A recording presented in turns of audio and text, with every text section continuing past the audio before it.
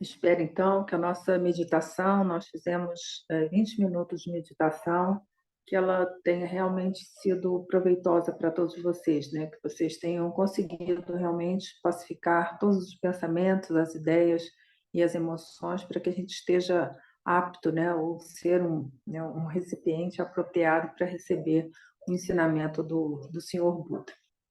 E bom dia para quem chegou depois. Estou vendo que algumas pessoas chegaram depois. Sejam todos bem-vindos. Nós estamos estudando o Dhammapada e chegamos no capítulo 5, que é o Balavaga, onde o Buda ele coloca, enfim, na compilação que foi feita, 15 estrofes a respeito dos tolos, né? Então, esse capítulo vai tratar todo sobre quem são os tolos.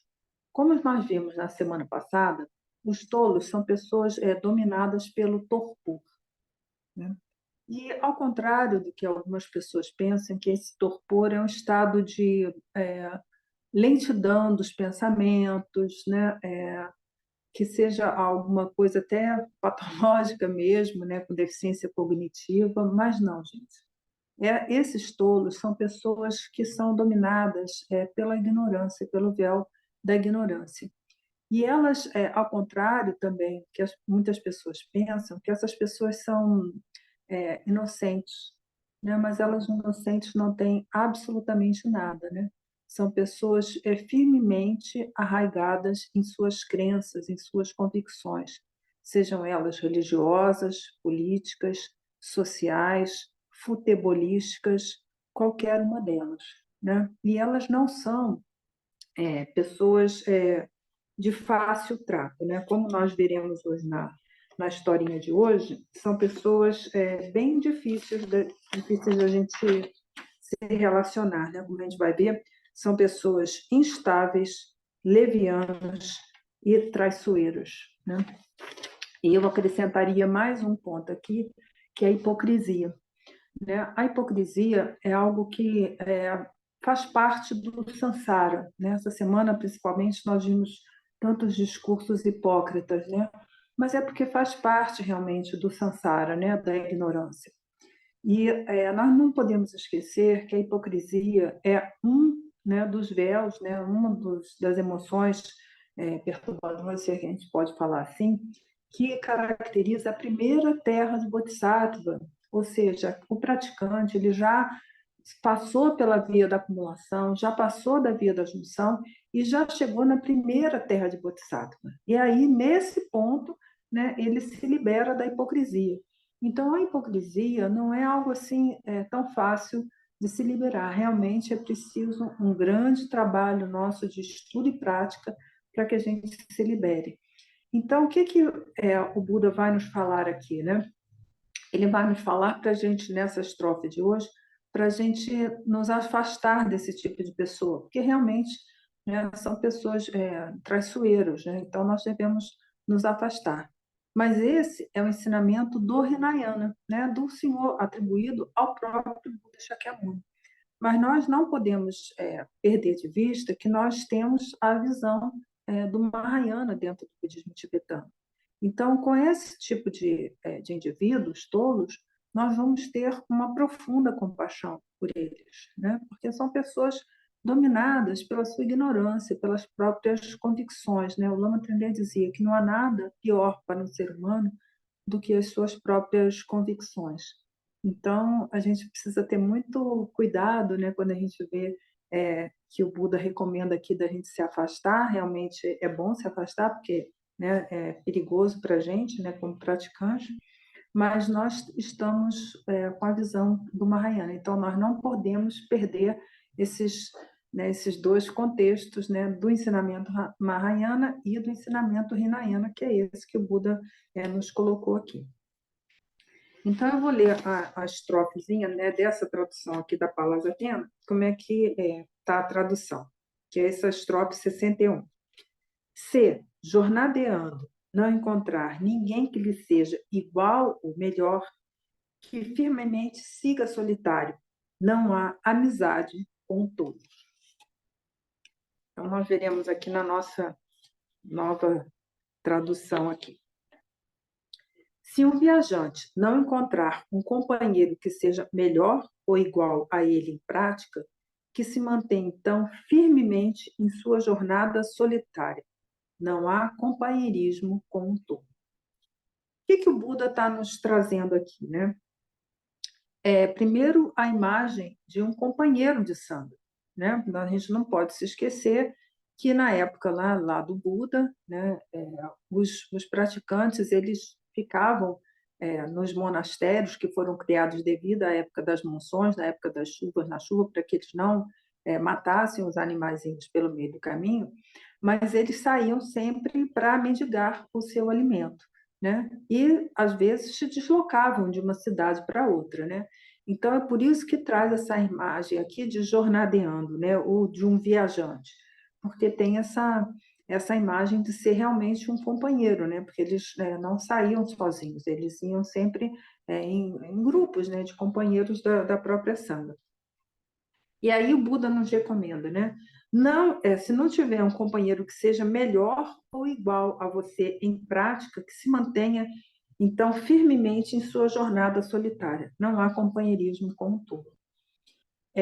Essa jornada nossa em direção ao despertar é uma jornada profundamente solitária, né? É claro que nós teremos nossos companheiros de sangha, pessoas que convivem com a gente no mesmo tempo, no mesmo espaço, às vezes, nos nossos estudos, nas nossas práticas. Mas a prática realmente é algo profundamente individual, né, solitário. Ninguém vai conseguir fazer a prática por nós mesmos. Nós mesmos é que precisamos dominar o nosso elefante louco da mente. Então, de fato, né, a nossa jornada é solitária, né? É isso mesmo, gente, apesar de ser bem difícil. Claro que nós, como seres sociais, gostamos de estar junto com os outros, né, compartilhando instantes aqui e acolá. É bom quando a gente tem uma sangha saudável mentalmente, onde a gente possa, né, compartilhar ali alguns momentos, mas a nossa prática é lá no nosso tapetinho, na nossa almofada, onde a gente vai poder fazer a nossa prática, né? E quem já começou a fazer suas práticas já viu que é sozinho, né? Ninguém está ali do lado, né? Fazendo a prática por você ou com você, né? Uma prática é solitário. Dentro, né, do contexto aqui do Vajrayana, a gente recebe as instruções do mestre espiritual, né? Que nós vamos falar um pouquinho dele hoje, né? E a partir dessas instruções, a gente pratica e estuda sozinho, né? Muitas pessoas pensam que, né, que o mestre espiritual ele fica ali ensinando, né, igual criancinha na escola, né? Mas não é assim, né? A nossa função é estimular vocês ao estudo e à prática, né? Indicar quais são, né, as práticas, quais são as leituras necessárias, e com isso nós seguimos solitariamente na nossa prática, né? Eu acho que alguns de vocês já constataram essa realidade, que por vezes é um pouquinho dura, mas é assim que as coisas seguem, né? A mente é nossa e ninguém consegue entrar na nossa mente. Então, nós vamos dar início, então, ao comentário dessa prática, né? Dessa estrofe que o Buda nos trouxe aqui hoje. Como vocês sabem, não existe comentários a respeito desse texto do Dhammapada, né? O único comentário que existe é esse texto, né, escrito pelo Buddhaghosa, né, já na nossa era aqui, já no século IV, V, né, já da nossa era, é quando tem esse comentário que ele trouxe através das histórias. Então, a história de hoje está intitulada assim, né, O Pupilo Rebelde. Então, o que acontece? O Buda, então, está em Savatthi, né, diante lá da sua comunidade de monges, e ele vai contar, então, a história de um pupilo rebelde que convivia com o venerável Kassapa, o Grande. E aí acontece o seguinte, né? O venerável Kassapa, o Grande, ele vivia num monastério próximo lá da caverna de Pipali. E ele, então, tinha dois discípulos, né? Um mais velho, que era muito devoto, né? Um grande praticante, ele fazia todas as práticas, né? Era muito aplicado nos seus estudos e práticas, e também fazia todas as atividades pertinentes, né, que se deve fazer dentro de um monastério, né? E tinha um outro que era mais jovem, que era absolutamente descrente, né? Era negligente com a sua própria prática, negligente com as suas próprias funções dentro do monastério, mas conviviam ali. Mas esse mais jovem, o que, que ele queria? Ele sempre pegava as coisas que os outros faziam, e principalmente esse mais velho aí, e passava-se como ele tendo feito aquela tarefa, né? Mas aí um dia o mais velho, né, se cansou daquilo ali e falou assim: mas olha, ele sempre, né, diz que foi ele que fez, né, uma determinada coisa, mas não está certo isso, né? Porque ele está querendo os méritos de uma coisa que ele realmente ele não fez. Então esse mais velho ele bolou um plano. O que, que ele fez? Ele colocou lá uma água para ferver, né, que ele deveria aquecer a água para o banho do venerável caçapa, era uma das funções, né, que tinha que fazer no monastério. Ele colocou lá a água para ferver, e aí, quando a água ferveu lá no caldeirão, ele pegou, colocou numa jarra grande lá e escondeu lá num quartinho, lá nos fundos do monastério. E aí, o mais novo, né, estava lá repousando e tal, ele falou: ih, está na hora do banho do venerável caçapa. Vou lá ver a água. Ele olhou a panela, né, o caldeirão lá de longe, viu uma fumacinha saindo, falou assim: ah, já deve estar pronto, né? Já devem ter colocado água para ferver. Eu vou chamar o venerável caçapa, então, para a hora do banho dele.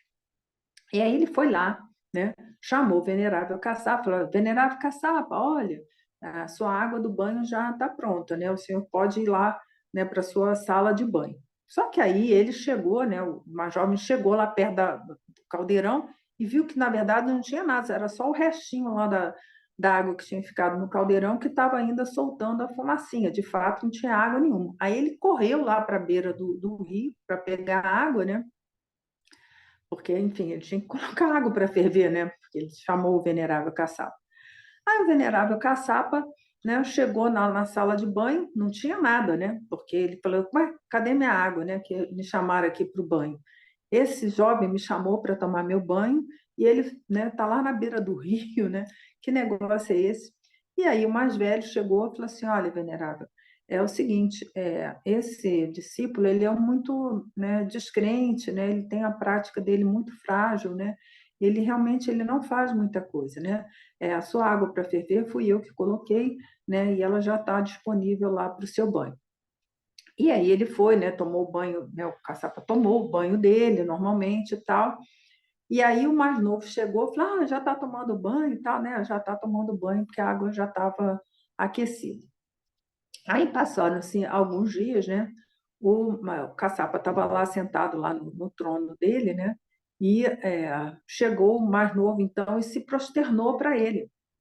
Aí o venerável caçapa falou assim: olha, isso aí, né, se prosternar é um sinal de renúncia do mundo, né?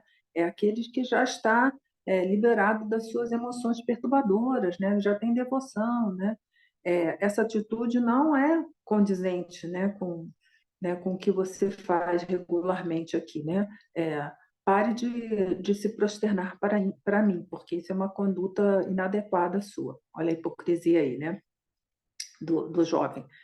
E aí, né, ele ficou muito irritado, falou: ah, mas o senhor está criando caso por causa de uma jarra de água quente para tomar o seu banho, mas isso é um absurdo, entendeu?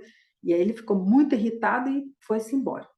E aí, depois, né, nos outros dias que seguiram, o caçapa, então, saiu, né, para mendigar lá com uma jovem, e aí eles seguiram lá no passeio deles, né? E aí eles chegaram lá numa, numa conversa, né? Onde eles esclareceram, o mais novo, o mais velho, então, esclareceu toda a situação que estava acontecendo lá no monastério. E aí, o mais novo, enquanto isso, foi lá na casa de um benfeitor do caçapa.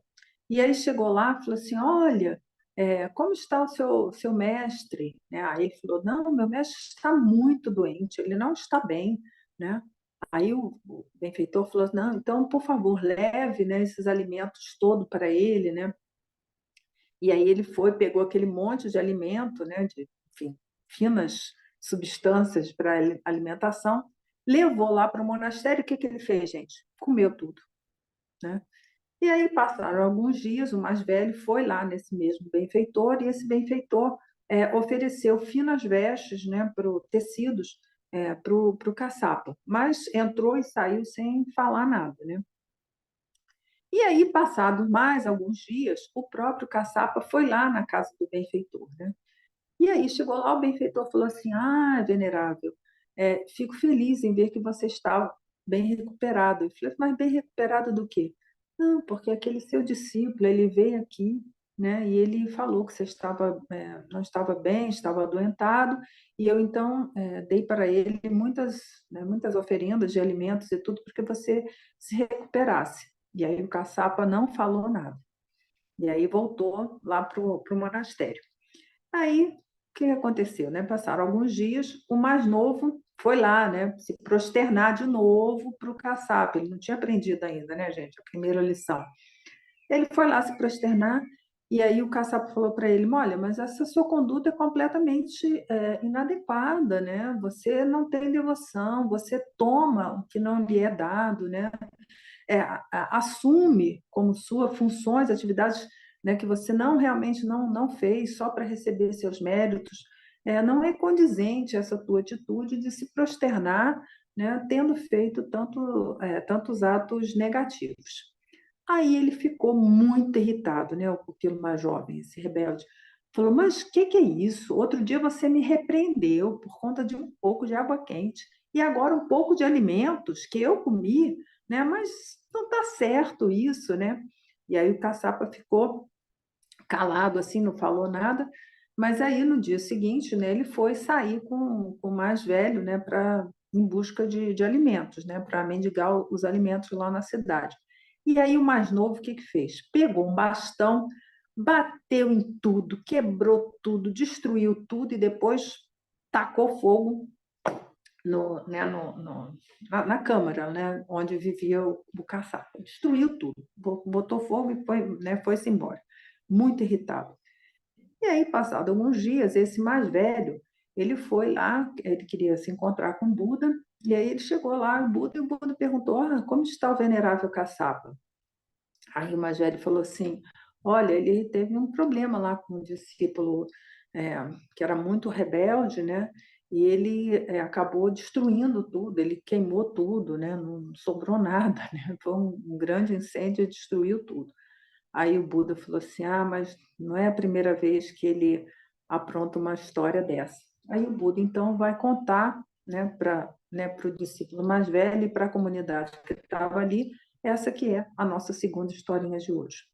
Trata-se então de um macaco e do pássaro Singla. Gente, eu procurei que tipo de pássaro é esse, mas eu não encontrei nenhuma referência. Então, mas está aqui esse pássaro Singla. Então, essa história então, se passou no tempo do rei Brahmadatta, né, em Benate. Então, havia então esse pássaro, né, e esse macaco, que viviam lá na mesma região. Então, que era bem próximo lá do Himalaia, uma região mais fria, né? E esse pássaro, então, ele viu que o inverno já estava chegando, né, com o seu vento e o frio, e aí começou a construir um ninho, né, bem robusto, né, para ele, para a família dele, e o macaco só passando, e aí, está construindo seu ninho, né? Que negócio é esse? Ele falou assim: olha, macaco, você precisa é, criar, né, condições para poder se proteger do vento e do frio, porque o inverno está chegando. E aí ele falou assim: ah, mas eu pareço um humano, mas eu não tenho inteligência de um humano, né? Prefiro continuar vivendo aqui minha vidinha, né? E tudo vai acontecer, né? Da melhor forma para mim. Doce engano, né, gente?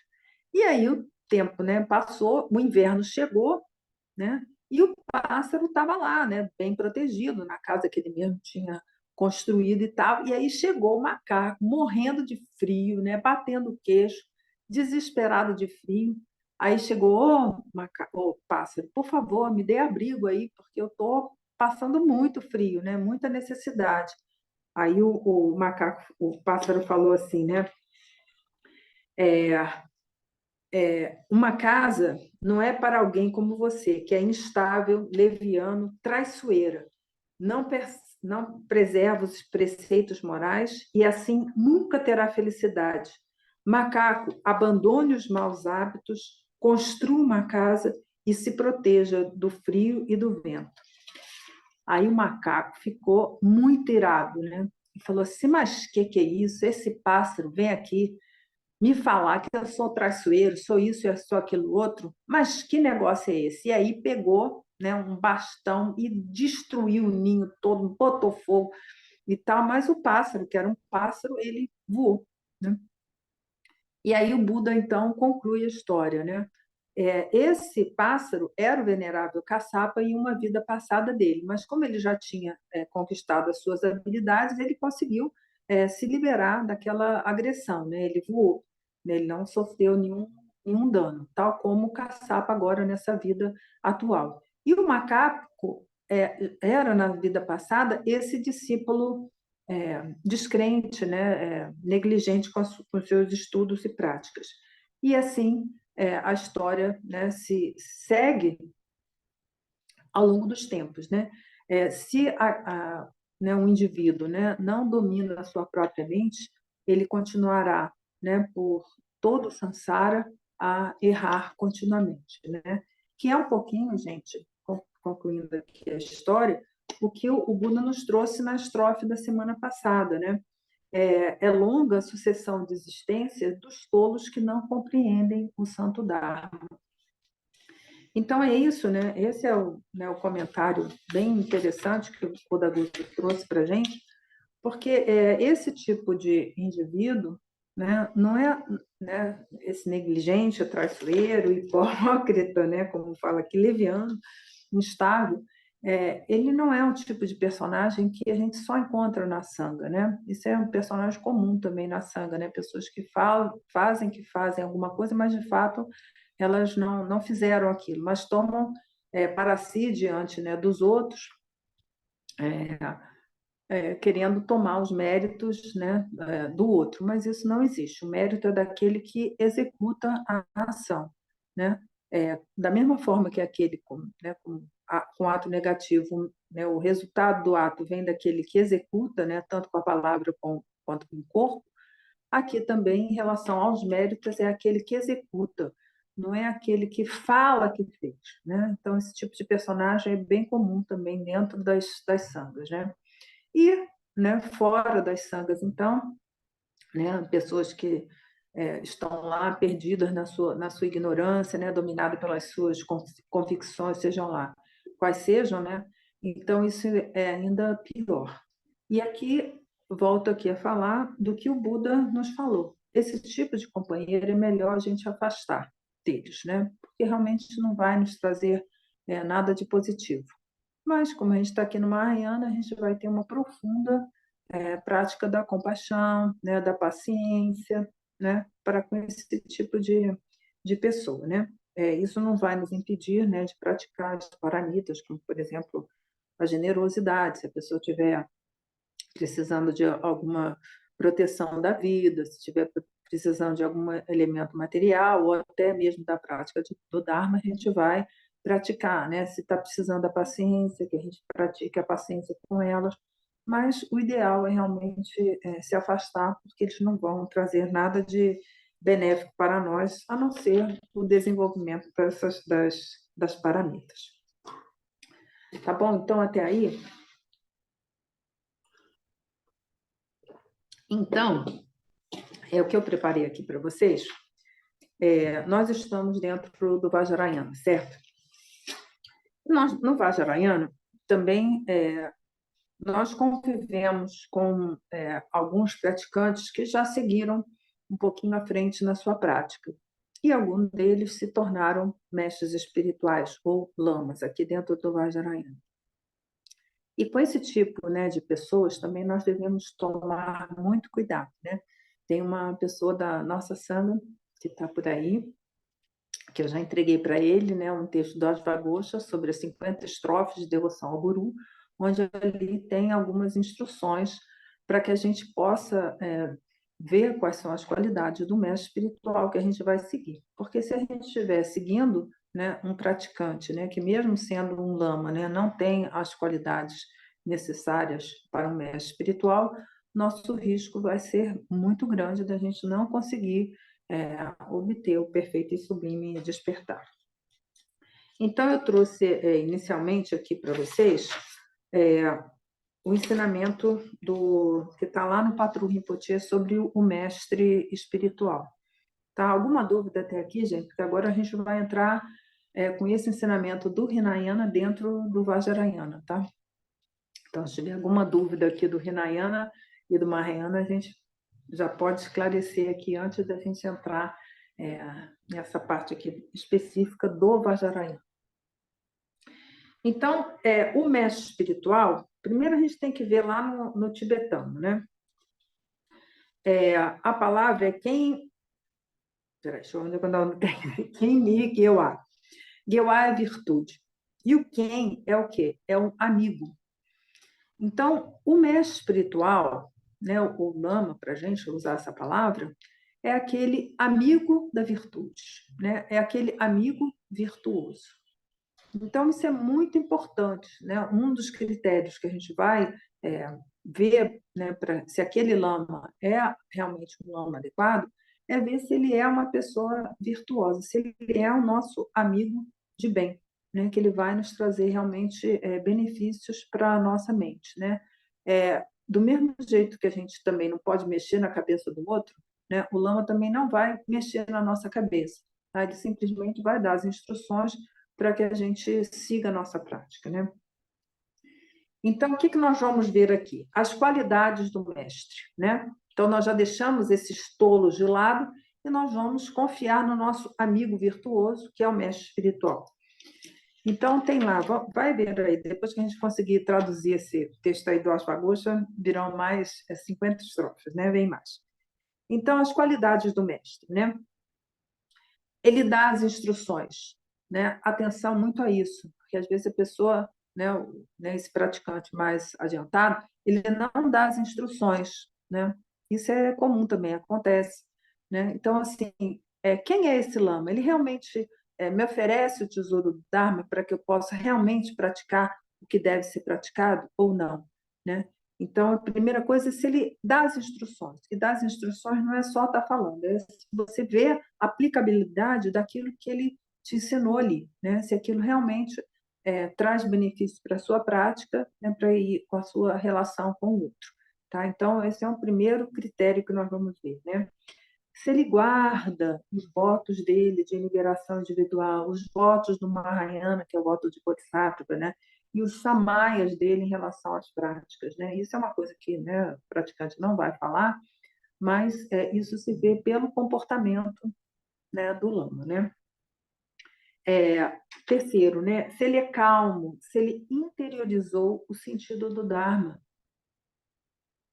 Isso é muito importante, né? Não quer dizer que o lama, às vezes, não vai estar, como o lama Trilê está, por vezes, com o Mahakala dele bem ativo, né? Mas é a força irada de Tenzin Mahakala, né?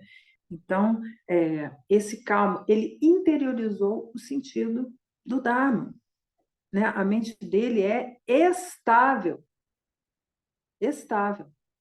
Então, isso é um outro critério, né? Aí tem um outro, né, que tem sinais de realização dos tantras, né? Que isso também não vai se mostrar como aquele que sai levitando, né? A altura de 7 palmeiras e tudo mais, os sinais dos grandes Mahasiddhas. Não é nada disso. Mas se ele permanece uma pessoa, ao longo da sua prática, uma pessoa humilde, amorosa, compassiva.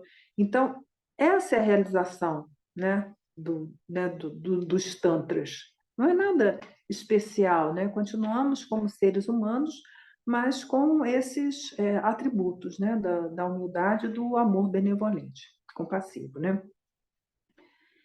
Sua realização o faz ser um ser livre, como eu falei semana passada a respeito de como que os tolos eles estão presos, né? Eles são escravos, eles são cativos das próprias crenças, né? E essa liberdade aqui é ter a responsabilidade de fazer aquilo que deve ser feito, né? Então, você vê se ele realmente é um ser livre. É claro que a gente, no Sansara, a gente não tem noção do que é essa liberdade, né? É preciso que realmente a gente avance na prática para perceber esse sentido do que vem a ser essa liberdade, né? Um outro ponto, né? Ele é um tesouro de compaixão, né? Ele se consagra-se aos outros, né? Então, assim, ele não pensa nas horas dele de dormir, não pensa nas horas dele da refeição dele, ele não pensa até nas necessidades próprias dele, né? Ele pensa naquilo que realmente vai beneficiar os outros, né? Mesmo que ele esteja cansado, com fome, né? Ele vai se consagrar ao outro, né? Outro, né, muito importante, gente, é aquele que é o tal do desapego de Sansara, né? É aquele que está cansado desse mundo, né? É o tal do desgosto no Sansara, né? E ele incentiva os outros a se sentir assim. Esse é um ponto importantíssimo, né? Quando você vê um mestre espiritual que ele é apegado ainda ao Sansara, que ele tem prazer, né, nos órgãos dos sentidos, ou é apegado a um determinado tipo de ritual. A gente sabe que apegado ao ritual é um dos demônios, né, que a gente deve eliminar. Isso é muito importante, né? E se ele incentiva os outros a realmente perceber, né, o quanto que a experiência no Sansara é sofrimento. Isso não quer dizer que a gente vai se afastar do mundo, se isolar na caverna lá, não é isso, né? Mas a gente vai continuar a ter as experiências do Sansara, né? Mas de uma maneira desapegada, né? A gente vai estar no nosso trabalho, né? A gente precisa trabalhar, né? Porque os boletos não esperam a gente, mas você não vai fazer daquilo ali assim, olha, isso é a coisa mais importante. Sim, é um meio para que você possa cumprir com seus compromissos financeiros, né? Mas isso em relação a todas as coisas, né? A gente vai experimentar uma refeição, vai deitar numa cama para dormir, ter uma noite de sono necessária para a recuperação do nosso cérebro, mas você não vai ficar apegado àquela experiência ou tentando prolongar aquela experiência ali, né? Então, esse é um outro ponto, né? Ver se ele incentiva os outros a se sentirem também com esse cansaço do mundo, né? E aí, o último ponto que o patrão Rinpoche aqui nos traz, ele é um mestre nos meios, né? E é abençoado pela linhagem, né? Normalmente, né, na nossa tradição, a gente precisa de um pedido, né, do Rinpoche, do nosso mestre da linhagem, para que a gente possa ensinar. Então, isso é uma coisa muito importante, porque tem pessoas que não têm autorização do mestre da linhagem para ensinar, e mesmo assim continuam ensinando. Isso é um perigo, a gente deve se afastar, porque não são pessoas dignas da nossa confiança e da nossa devoção, tá? E outro, ele é um mestre dos meios, né? Ele vai saber o meio adequado para a gente poder aprender, né? Às vezes ele vai vir numa manifestação mais irada, como de Mahakala, às vezes ele vai estar numa versão mais pacífica, às vezes ele vai estar numa uma expressão de mais poder, que são as forças lá do Buda, né? Quem sabe o que eu estou falando, sabe o que eu estou falando.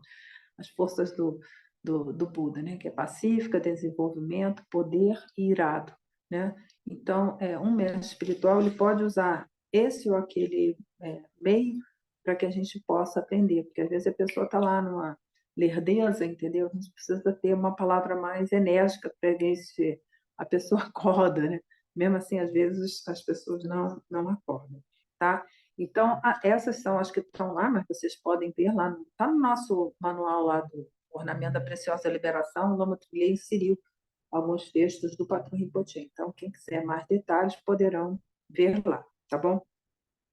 Então, essas são as qualidades do mestre que a gente deve verificar para ver se a gente vai seguir ou não. E aí ele segue, né, bem interessante, com aqueles tipos de mestres que devemos rejeitar, pois eles nos levam a nos perpetuar no samsara.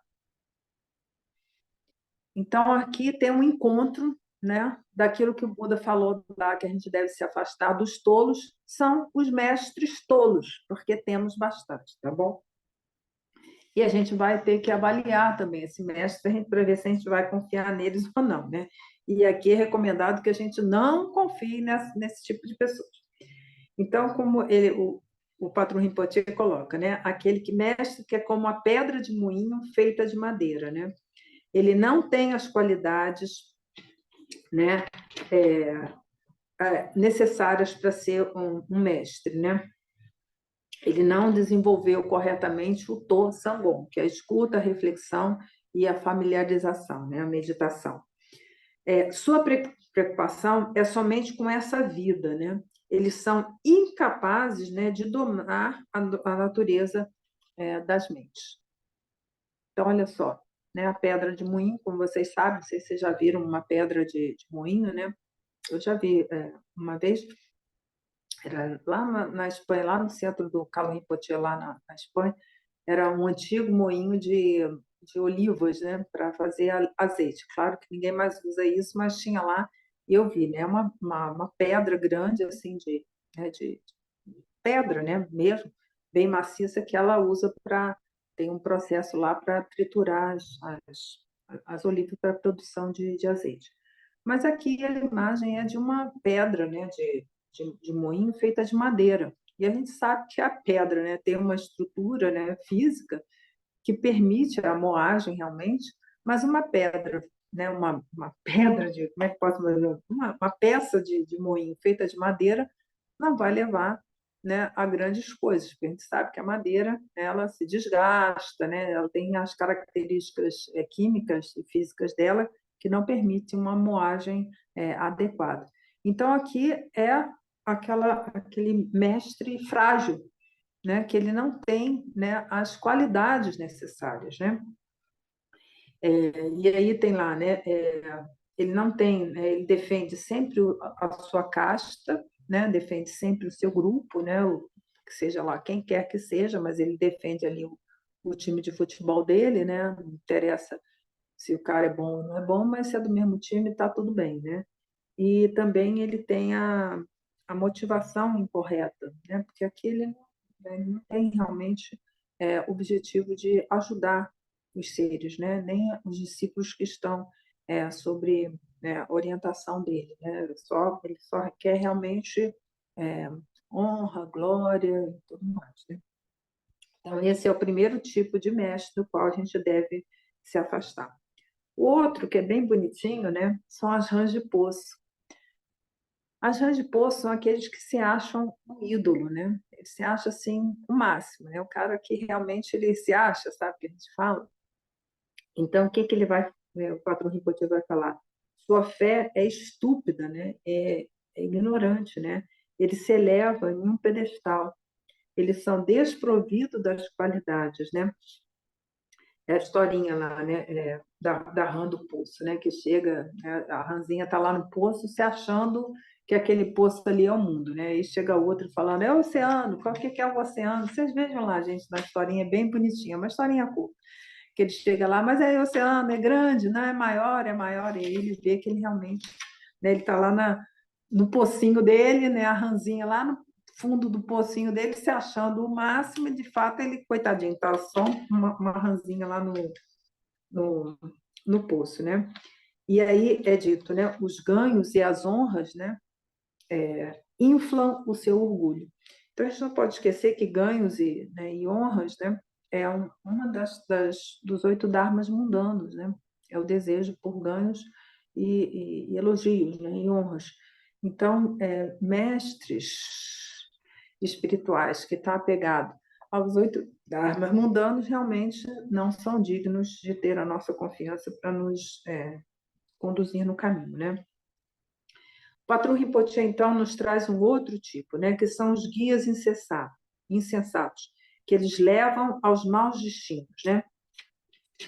Seus conhecimentos são mínimos, né? Tem altas emoções negativas, tais como raiva, inveja, a memória fraca e uma vigilância fraca, né?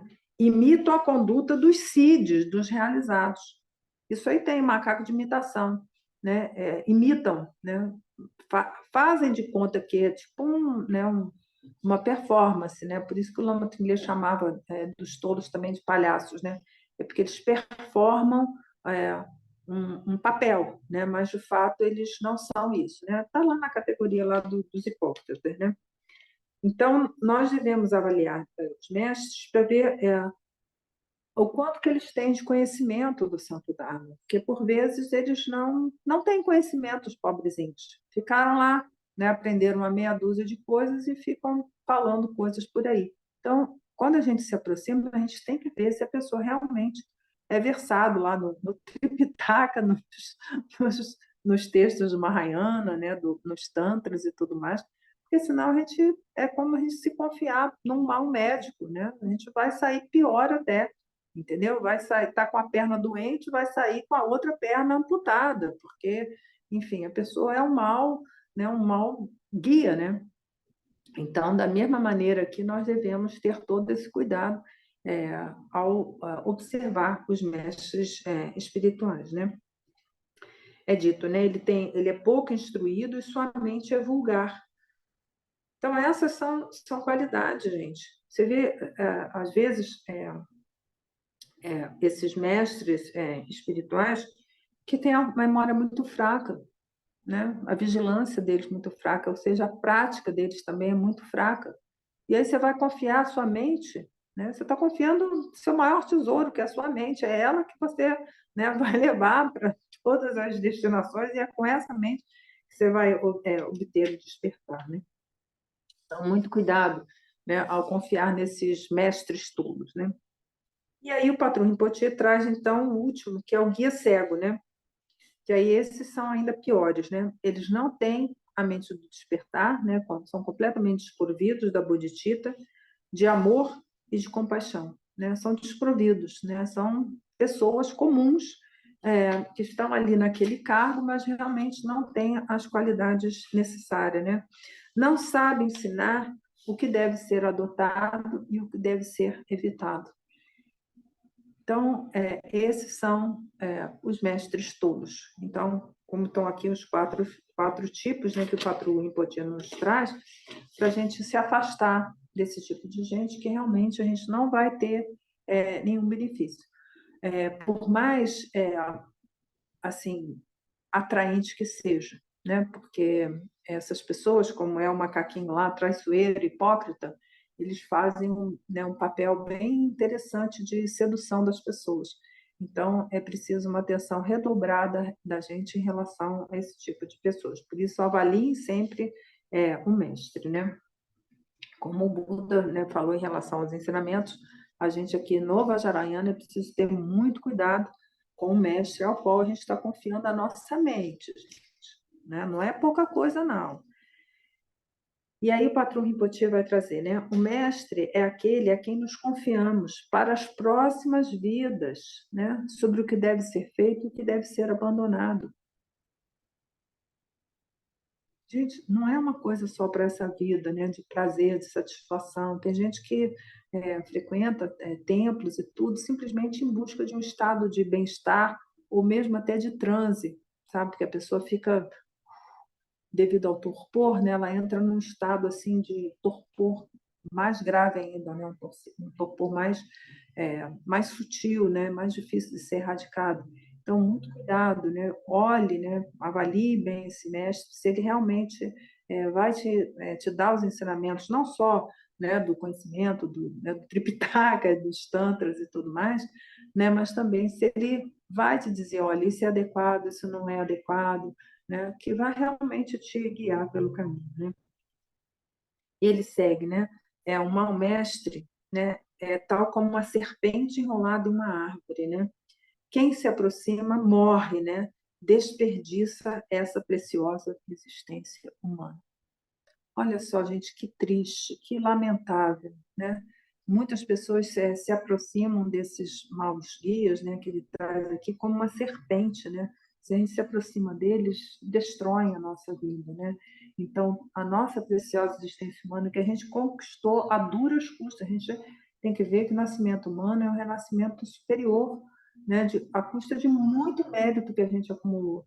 Então, nós devemos realmente aproveitar isso e nos confiar na nossa mente a um mestre com todas essas qualidades, né, que estão listadas aqui nos textos, né? Aí ele vai falar, né, o bom mestre é tal como um navio que nos permite atravessar o oceano do samsara, né? Apagar o braseiro do karma das emoções. Você imagina isso, gente? Um mestre que realmente apaga o braseiro do karma das emoções, né? São dois dos véus, gente. Depois disso só tem o véu da ignorância. Então, vejam, né, se esse mestre realmente, né, que você está seguindo, se ele realmente ele está conseguindo realmente fazer com que te dê as instruções para que você purifique o seu karma e as suas emoções, né? Ele põe fim à noite da ignorância. Olha aí o terceiro véu desaparecendo, né? E não é, como algumas pessoas acham, que é conviver com o lama ali, tirar fotinho com o lama, fazer check-in com o lama e tal, que vai trazer. Não é uma osmose o negócio, né?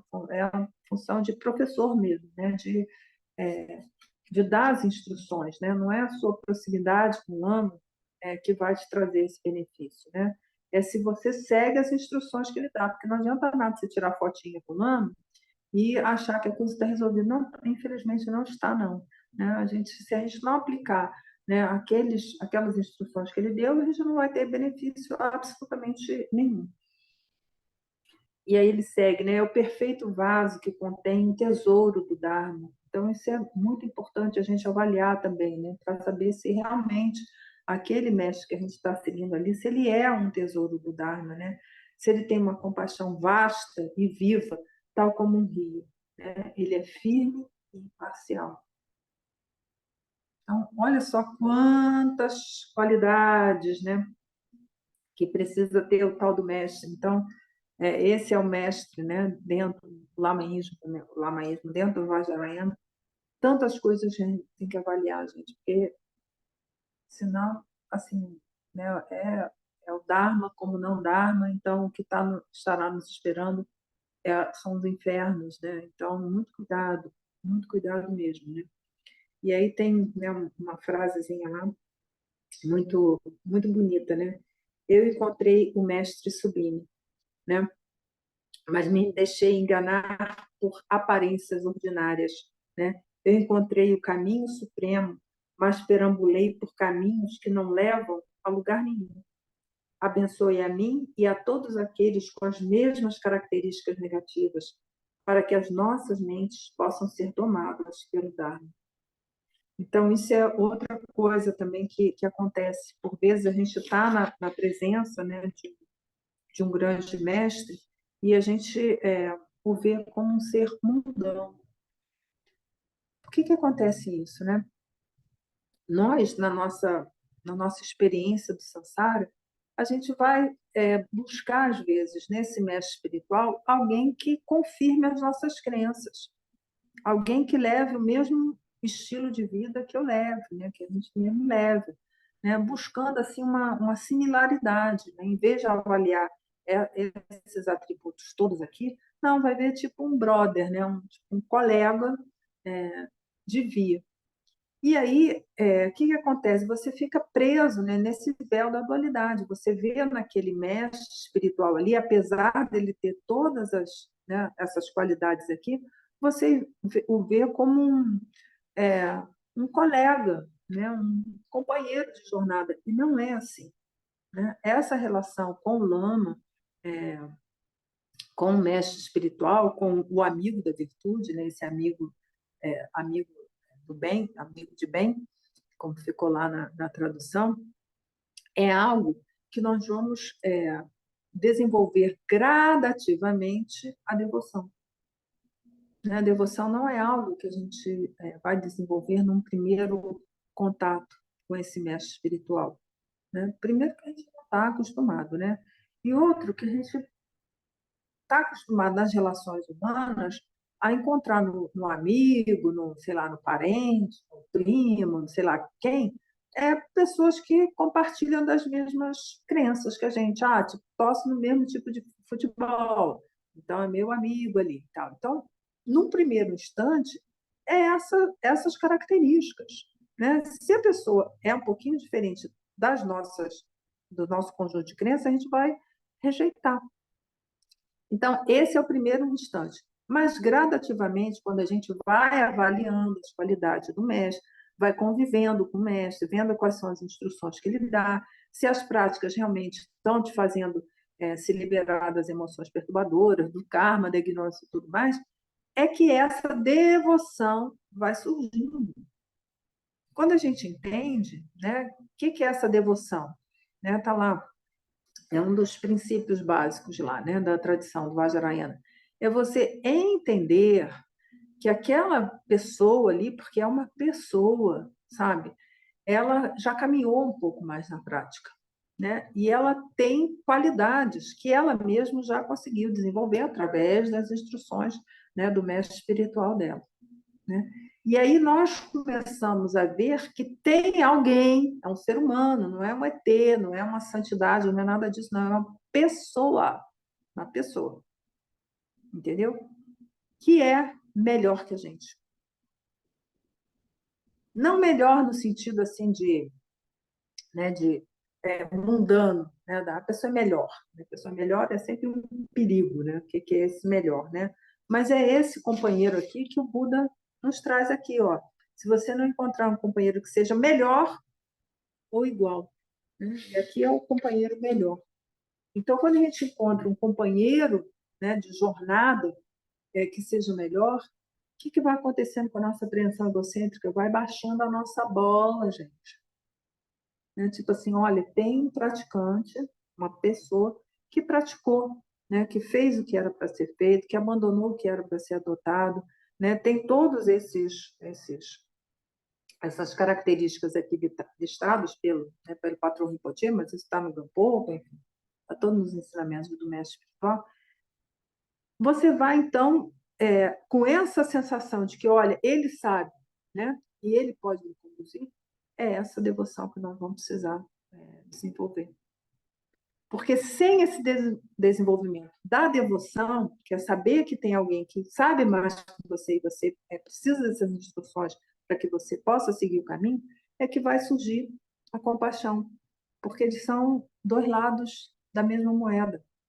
Né? Sem a gente desenvolver devoção, e a devoção correta, não é uma devoção idiotizada, não. Né? Se você, não, não, quais são as instruções? Vamos lá, praticar, é isso e aquilo outro. É esse tipo. Quando põe sentimento, assim, muita agitação, está errado isso daí. Não tem sentimentalismo nenhum nessa história. Né? É uma entrega, uma confiança da sua mente nas mãos daquele praticante, né? Depois de avaliar, tá, gente? E a compaixão vem. Então é isso, gente. A gente está no meio dessa história aí, né? Que a gente desenvolvendo a compaixão, né?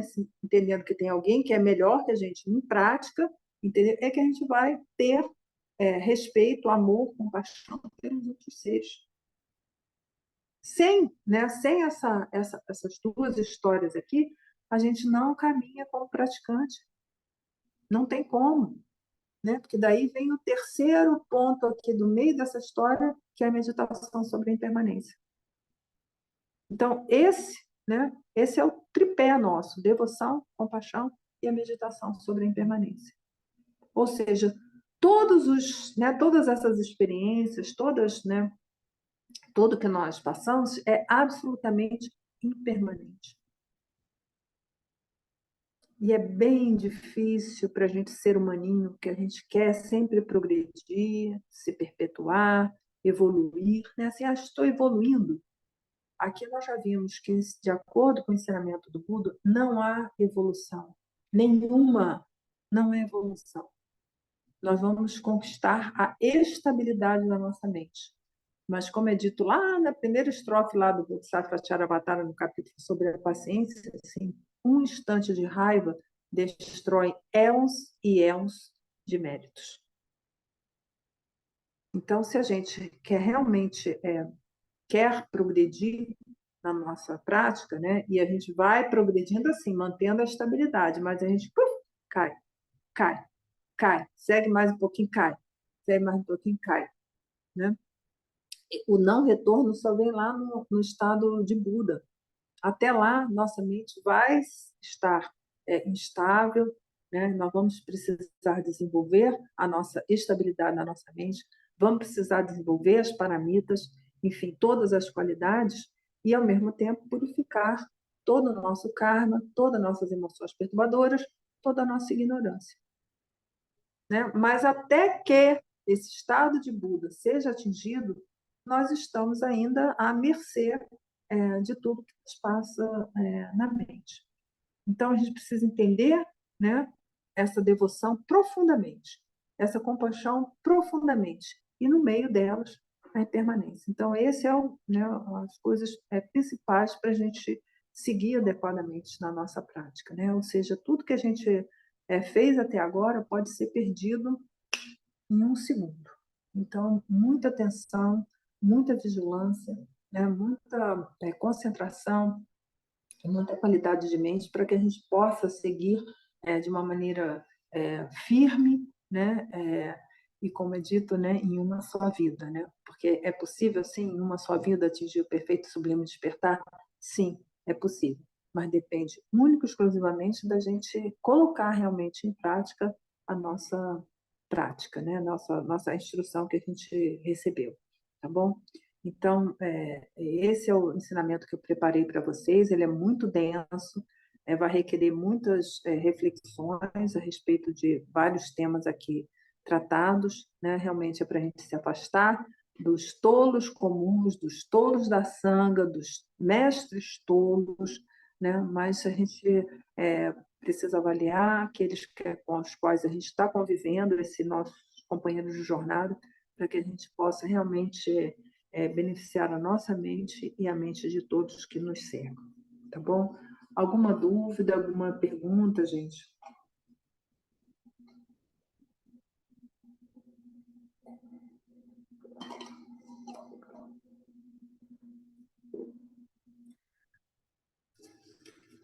Espero que vocês reflitam, né, sobre todas essas coisas, né?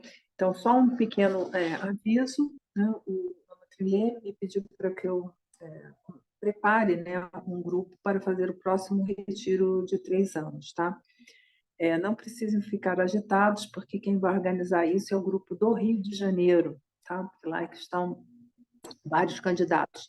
Então, em breve, eu vou começar então a preparação desse grupo, e o primeiro módulo de ensinamento serão sobre aulas de tibetano, né? Então, nós teremos um curso com duração de 3 meses, aula semanal, né? Será transmissão online, então todos serão bem-vindos, né? Por enquanto, não há ainda divulgação desse curso, mas assim que o grupo lá do Rio de Janeiro, que é um grupo que é diretamente ligado ao Lama Trilê, assim que eles divulgarem, enfim, os links, as inscrições e tudo mais, eu vou pedir para o responsável lá compartilhar aqui com a sanga do KPG, e todos serão bem-vindos para participar, tá? Esse curso, apesar da brevidade dele, 3 meses, né, vai exigir bastante aplicação das pessoas, né?